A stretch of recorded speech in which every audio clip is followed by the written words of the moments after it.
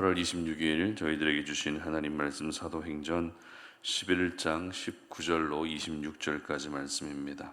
그때에 스데반의 일로 일어난 환란으로 말미암아 흩어진 자들이 베니게와 구브로와 안디옥까지 이르러 유대인에게만 말씀을 전하는데 그 중에 구브로와 구레네 몇 사람이 안디옥에 이르러 헬라인에게도 말하여 주 예수를 전파하니 주의 손이 그들과 함께 하심에 수많은 사람들이 믿고 주께 돌아오더라.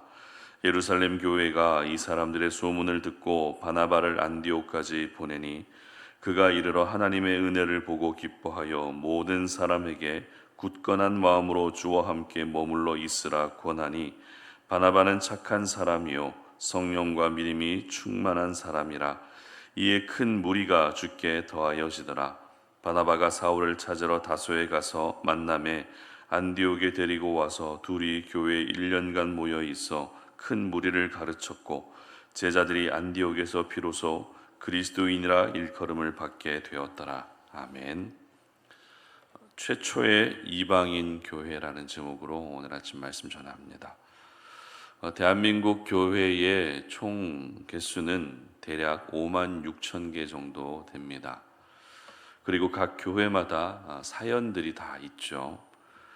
교회가 세워지기까지 교회들마다의 각각의 여러 이야기들이 있습니다. 우리 송탄 오륜 교회도 하나님이 굉장히 급하게 일하시면서 교회가 세워졌었습니다.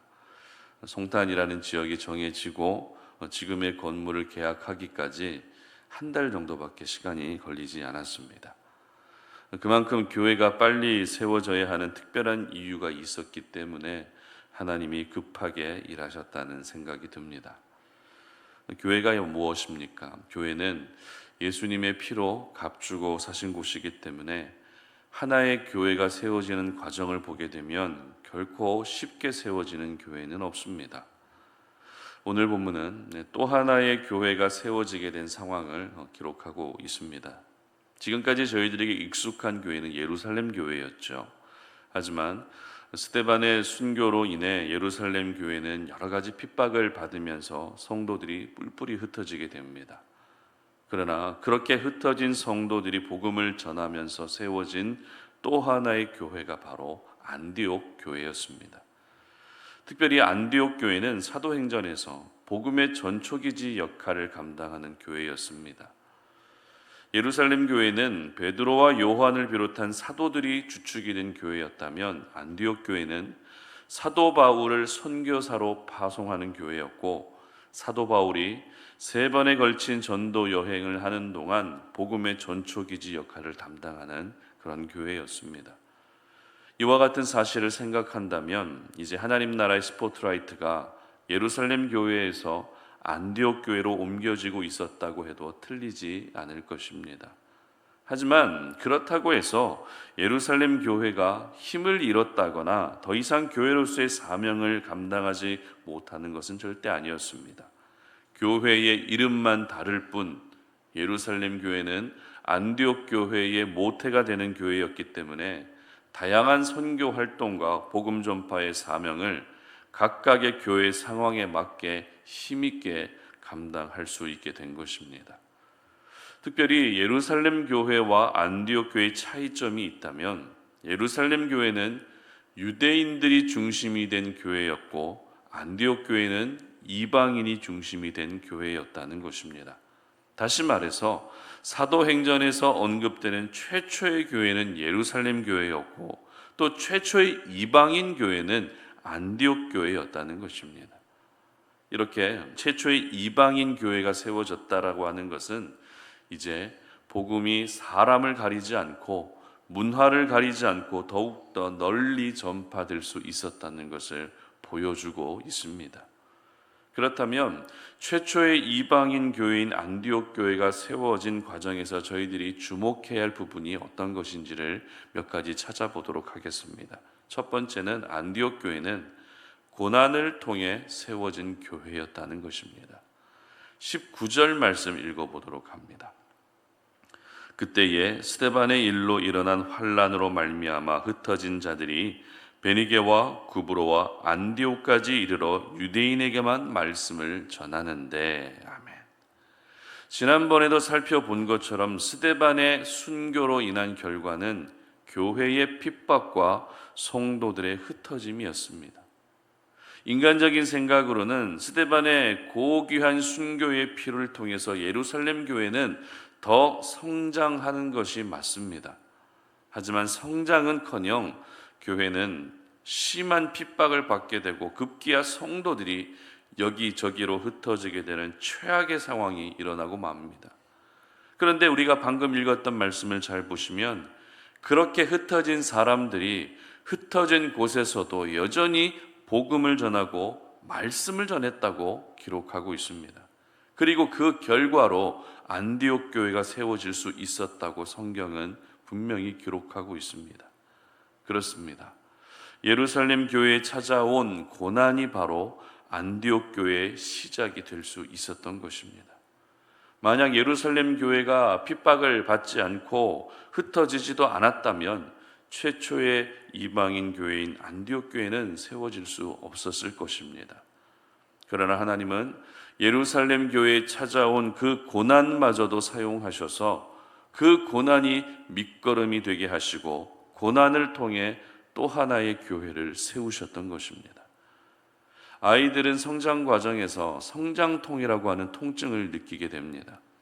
뼈가 커지면서 특별히 관절 부위에 많은 통증을 느끼게 되죠. 그런데 이와 같은 성장통은 몸에 문제가 있어서 생기는 통증이 아닙니다.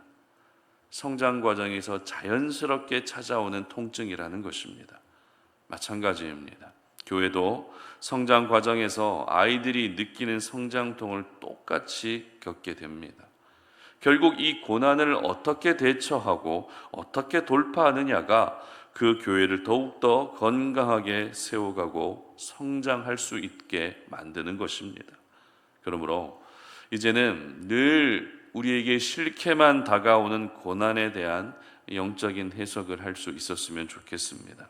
고난을 통해서 교회가 세워질 수 있었던 것처럼 고난을 통해서 우리 자신도 건강하게 세워질 수 있다라고 하는 거룩한 기대감을 가질 수 있었으면 좋겠습니다.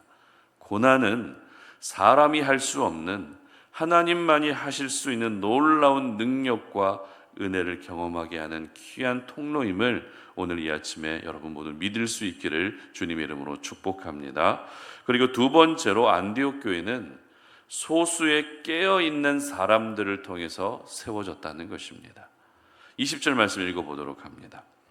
그 중에 구브로와 구레네 몇 사람이 안디옥에 이르러 헬라인에게도 말하여 주 예수를 전파하니. 아멘. 예루살렘 교회에서 흩어진 성도들은 베니게와 구브로 그리고 안디옥까지 가게 됩니다. 이 지역들은 모두 다 이스라엘 땅에서 벗어난 이방인 지역이었습니다. 그런데 그렇게 흩어진 성도들의 대부분은 이방인 지역에 들어가서도 누구에게 복음을 전했다고 기록합니까? 유대인들에게만 복음을 전했다고 기록합니다. 왜냐하면 아직도 하나님의 은혜는 여전히 선택받은 유대인들에게만 주어진다고 하는 선입견을 가진 사람들이 많았기 때문입니다. 하지만 대부분의 성도들이 그렇게 하고 있을 때 몇몇 소수의 사람들은 그런 선입견에 사로잡혀 있지 않았습니다. 하나님의 은혜는 선택받은 유대인들에게만 주어지는 것이 아니라 이방인에게도 주어진다는 생각으로 선입견을 무너뜨리고 안디옥에서 과감히 헬라인, 그러니까 이방인에게도 복음을 전했던 것입니다. 그리고 나타난 결과는 21절에 잘 나와 있습니다. 주의 손이 그들과 함께 하심에 수많은 사람들이 믿고 주께 돌아오더라. 아멘. 여기서 믿고 주께 돌아온 수많은 사람들이 바로 이방인들을 가리키는 것입니다. 그리고 이 사람들이 바로 안디옥 교회의 성도들이 된 것입니다. 이처럼 안디옥 교회는 소수의 깨어있는 사람들을 통해서 세워질 수 있었습니다. 여러분, 교회는 숫자가 중요하지 않습니다. 비록 소수라 할지라도 그 소수의 사람들이 하나님의 말씀 안에 깨어있고 성령 안에 깨어있다면 하나님은 그 한 사람을 통해서 놀라운 일들을 이루시는 것입니다. 그러므로 여러분이 바로 깨어있는 소수의 그 한 사람이 될 수 있기를 바랍니다. 고정관념, 선입견, 편견 이런 것 사로잡혀 있지 마시고 늘 깨어 있어서 하나님이 사용하시는, 교회를 세워가는데 하나님이 반드시 사용하시는 그런 귀한 일꾼들이 될 수 있기를 주님의 이름으로 축복합니다. 그리고 세 번째입니다. 안디옥 교회는 기존 성도들의 헌신을 통해 세워질 수 있었다라는 것입니다. 22절 말씀 함께 읽어봅니다. 예루살렘 교회가 이 사람들의 소문을 듣고 바나바를 안디옥까지 보내니. 아멘. 안디옥 지역에 새로운 교회가 세워졌다는 소식이 어디까지 들립니까? 예루살렘 교회까지 들리게 됩니다. 같은 교회로서 이보다 더 기쁜 소식은 없었을 겁니다. 그래서 예루살렘 교회는 착하고 성령과 믿음이 충만한 일꾼 바나바를 안디옥 교회로 보내게 되죠. 그리고 바나바는 잠시 다소라고 하는 지역으로 피해 있던 사도 바울을 찾아가서 둘이 힘을 합쳐서 안디옥 교회 성도들을 가르치는 일에 전념하게 됩니다. 이방인들이 복음을 받아들이고 예수님을 믿은 것은 참으로 귀한 일이었지만 그들에게 말씀을 가르칠 사람들이 따로 없었기 때문에 그 차에 마침 바나바와 사도 바울이 이 일을 감당했던 것이죠. 이로써 안디옥 교회는 더욱더 든든하게 건강하게 세워질 수 있었던 것입니다. 여러분, 바나바와 사도 바울은 잘 아시는 것처럼 유대인입니다. 그리고 안디옥에서 믿음을 갖게 된 다른 이방인들보다 먼저 믿음을 가진 사람들입니다. 하지만 바나바와 사도 바울은 먼저 교회를 다녔고 먼저 믿었다는 이유로 새롭게 한 가족이 된 이방인들을 멸시하거나 질투하지 않았습니다. 오히려 그들이 빨리 성장하고 적응할 수 있도록 자신의 시간을 헌신했고 아름다운 그런 수고를 감당할 수 있었던 것입니다. 최초의 이방인 교회라고 해서 기존 유대인들의 헌신과 수고 없이 안디옥 교회가 세워진 것이 아닙니다. 이방인 교회였지만 기존 성도들의 헌신이 있었기 때문에 또 하나의 교회가 세워질 수 있었던 것입니다. 그렇습니다. 기존 성도, 새 성도를 굳이 구분하는 것은 좋지 않지만 이해를 돕기 위해서 구분한다면 기존 성도들의 역할은 새 성도들이 빨리 교회에 적응하고 일꾼이 될 수 있도록 옆에서 돕는 역할을 감당해야 되는 것입니다. 교회에 몸담은 지 오래됐고 믿음을 가진 지 더 오래됐다면 그만큼 이제는 흘려보내는 것이 하나님 나라의 원리입니다. 속된 말로 기존 성도가 교회 안에서 찬밥 신세가 됐다라고 하는 생각은 사탄이 주는 마음입니다. 교회를 분열시키기 위한 사탄이 주는 마음입니다. 지금까지 내가 교회 안에서 받은 사랑을 기억한다면 이제는 흘려보낼 때 교회가 건강하게 세워지게 되는 것입니다. 그리고 흘려보낼 때 내가 흘려보낸 그 사랑을 통해서 한 사람 한 사람이 건강하게 세워지는 것을 보면서 거기에서 영적 성취감을 느낄 수 있어야 되는 것입니다. 안디옥 교회는 바로 이런 교회였습니다. 이렇게 세워진 안디옥 교회는 복음을 전 세계로 전하는 복음의 전초기지 역할을 감당했고 사도 바울과 바나바라고 하는 위대한 전도자들을 선교사로 파송까지 할 수 있었던 것입니다.